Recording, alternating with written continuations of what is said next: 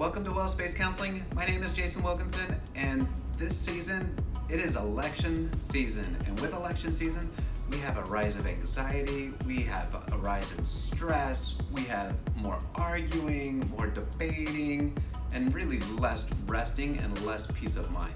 So I want to give you 5 tips to help you ditch the election anxiety this season. Tip number 1 is we want to have less rumination and more activation. So ruminating is what happens when we just let things run in our mind and we sit in it and we soak it in, and it just kind of, we go over it and over it and over it, and we could spend days just thinking or focusing on the same thing. So we want to spend less time ruminating on things and taking space up in our brain and more time being active. You want to volunteer? Go and volunteer. You want to exercise? Go exercise. You want to read a book? Go read a book. But you want to be more active in what you're doing and take up that space to really do what it is that you want to do, rather than allow space to be taken up on things that just worry you. Tip number 2 is you want to focus on yourself. There's so many things in election season that we cannot control. We can't control how other people vote. We can't really even control, outside of our participation in it, we can't control the election. So what it is that you want to do is focus on the things that you can control.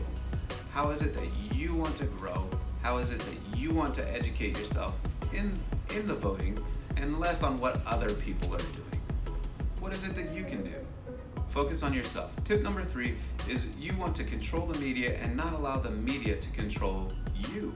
So we spend so much time, what starts out as a 3-minute look at a social media or a blog post or a news article, and before you know it, you've spent a half hour, 45 minutes, 2 hours looking at this one topic, or it kind of drags you around and you get lost.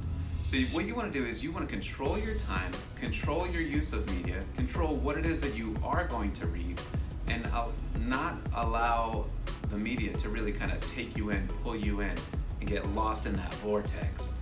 Tip number 4 is breathe. So if you've read any of my other blog posts, or if you've seen any of my other videos, you know I'm a pretty big fan of breathing. So what you want to do is you want to be able to slow your pace of breathing. You want to control your breathing, fill your lungs, fill up your stomach.